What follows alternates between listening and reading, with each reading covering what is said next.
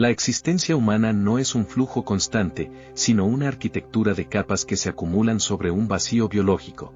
Para entender quiénes somos hoy, debemos descender por las laderas de un iceberg cuya punta es la simple edad cronológica, pero cuya base se hunde en siglos de ignorancia, descubrimientos accidentales y una fragilidad que la ciencia apenas comienza a cartografiar. La psique no nace, se construye sobre el escombro de las generaciones anteriores. Para empezar este descenso, debemos mirar hacia atrás, a una época donde la concepción misma de la vida era una fantasía mecánica. Durante siglos, la humanidad vivió bajo el dogma del preformacionismo. Científicos y pensadores de la Ilustración sostenían que dentro de cada espermatozoide existía un homúnculo, un ser humano diminuto, perfectamente formado, que simplemente necesitaba el útero materno como un horno para expandirse. Esta idea, aunque hoy nos parezca risible, dictó la forma en que entendíamos la herencia y la identidad durante generaciones. Se creía que el destino estaba ya sellado en esa miniatura de carne, negando cualquier influencia del entorno o del aprendizaje. No fue hasta que la microscopía avanzada y figuras como Caspar Friedrich Wolf demostraron la epigénesis, el hecho de que los órganos se forman gradualmente desde estructuras simples, que la humanidad aceptó su propia maleabilidad. Esta maleabilidad es nuestra mayor fortaleza y nuestra condena. Somos seres de neotenia extrema. A diferencia de cualquier otro mamífero de gran tamaño, el humano nace en un estado de prematuridad neurológica. Si nuestro cerebro naciera listo, la evolución habría tenido que ensanchar la pelvis femenina hasta el punto de imposibilitar la bipedestación. Por lo tanto, nacemos con un cerebro al 25% de su capacidad adulta.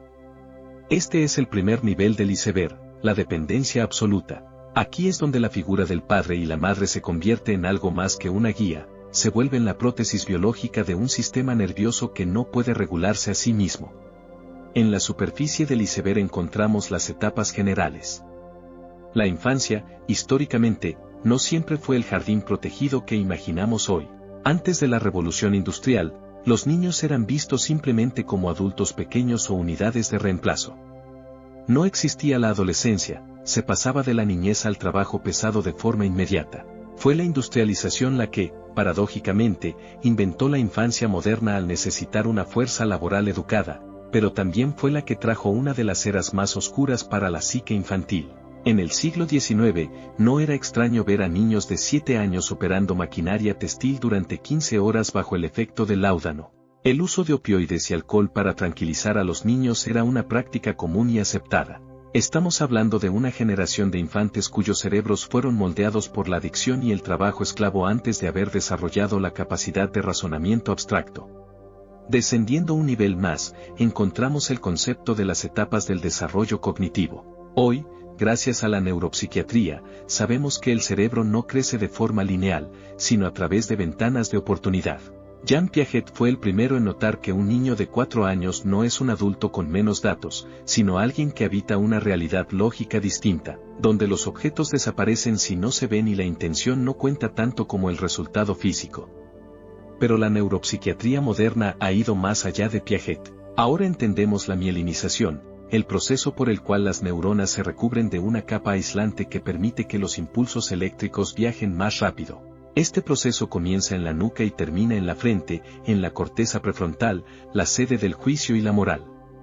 Este proceso de maduración física no termina hasta los 25 o 28 años. Esto significa que la adolescencia es, biológicamente, un estado de motor de Ferrari con frenos de bicicleta. La amígdala, que procesa las emociones primarias y el miedo, está completamente activa, pero los frenos frontales aún no están conectados. En la historia, este desfase ha sido explotado por imperios para reclutar soldados. Un joven de 18 años es el espécimen perfecto para la guerra no por su fuerza, sino por su incapacidad neurobiológica para procesar el riesgo a largo plazo. Es la etapa de la poda sináptica, donde el cerebro, en una limpieza casi cruel, elimina las conexiones sobrantes.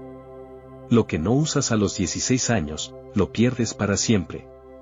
Bajando a las profundidades del iceberg, entramos en el territorio de la fragilidad de la psique ante el trauma transgeneracional.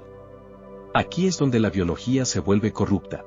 Estudios recientes en epigenética han demostrado que el estrés vivido por un abuelo puede dejar marcas químicas en el ADN que afectan la respuesta al miedo de su nieto, incluso si este último nunca vivió el evento traumático. Este es el peso de la existencia, cargamos con fantasmas biológicos de guerras, hambrunas y abusos que no recordamos, pero que nuestra amígdala sí reconoce. La psique es un palimpsesto donde se escribe sobre lo borrado. Hablemos ahora de la percepción del tiempo, un fenómeno que se vuelve más trágico a medida que descendemos en edad. El tiempo psicológico se rige por la ley de la novedad. En la infancia, cada segundo está cargado de datos nuevos, el cerebro debe trabajar intensamente para procesar el mundo, lo que expande la experiencia del tiempo. Un verano es una eternidad, pero en la adultez, entramos en la monotonía cognitiva. El cerebro, buscando eficiencia, deja de grabar lo cotidiano. Si tu rutina es siempre la misma, el cerebro comprime los archivos de memoria. 10 años de rutina ocupan el mismo espacio mental que un mes de infancia. Por eso, al envejecer, sentimos que la vida se nos escapa entre los dedos. No es que el tiempo corra más rápido, es que hemos dejado de estar presentes en él. En los niveles más profundos y específicos del iceberg, encontramos las patologías de la era moderna. La hiperconectividad digital ha creado una nueva forma de fragmentación psíquica. Estamos obligando a la psique humana, diseñada para ritmos circadianos y contacto físico, a procesar miles de estímulos dopaminérgicos por hora. Esto está alterando la etapa de la niñez, eliminando el aburrimiento, que es la base necesaria para la creatividad y la introspección. Sin aburrimiento, la corteza prefrontal no se ejercita en la planificación interna, creando adultos con una tolerancia nula a la frustración y una identidad dependiente del feedback externo. Es una nueva forma de adicción, menos visible que el láudano del siglo XIX, pero igual de estructural. Si analizamos figuras clave como Sigmund Freud, debemos rescatar su idea de que el niño es el padre del hombre, pero filtrada por la neurociencia actual. Freud creía en impulsos reprimidos. Hoy sabemos que lo que existe son circuitos facilitados.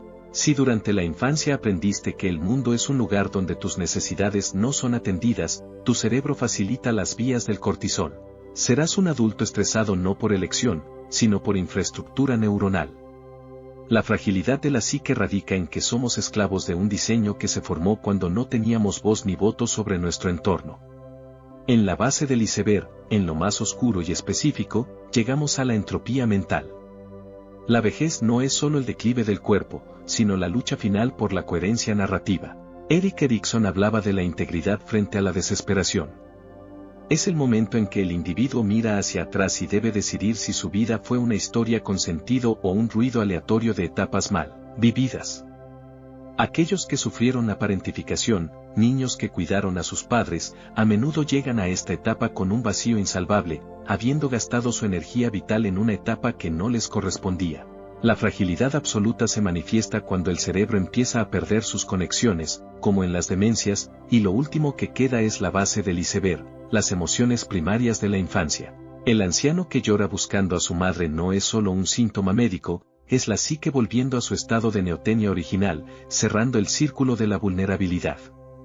Hoy, la medicina y la psicología han avanzado más que en los últimos 2000 años, pero la paradoja es que nunca nos hemos sentido tan frágiles. Sabemos cómo funciona la sinapsis, conocemos la secuencia del genoma, pero seguimos tropezando con las mismas piedras, la incapacidad de proteger la niñez, el miedo a la madurez y la negación de la muerte. La industrialización nos dio herramientas, pero nos quitó el ritmo, la era digital nos dio conexión, pero nos quitó presencia. Somos seres antiguos tratando de sobrevivir en un presente acelerado, cargando con un homúnculo de expectativas que nunca pedimos. Para concluir este archivo, debemos reflexionar sobre la importancia de los recuerdos. No son fotografías estáticas, son reconstrucciones activas. Cada vez que recuerdas algo, lo alteras. Tu infancia no es lo que pasó, sino lo que tu cerebro adulto necesita que haya pasado para que el presente tenga sentido. Esta es la fragilidad final, nuestra identidad es una casa de espejos, construida sobre un iceberg que se derrite lentamente bajo el sol de la conciencia. Somos la suma de nuestras etapas, de nuestras adicciones, de nuestros mitos científicos y de nuestra incansable búsqueda de un propósito en una biología que solo busca replicarse. Espero que este recorrido por las profundidades de la existencia te permita ver tu propia historia no como una secuencia de años, sino como una batalla biológica y cultural por el significado. En la próxima entrega de este archivo, nos adentraremos en los desastres naturales que marcaron el destino de imperios enteros. Pero por ahora, descansa la mente. El peso de la existencia es demasiado grande para cargarlo en un solo día.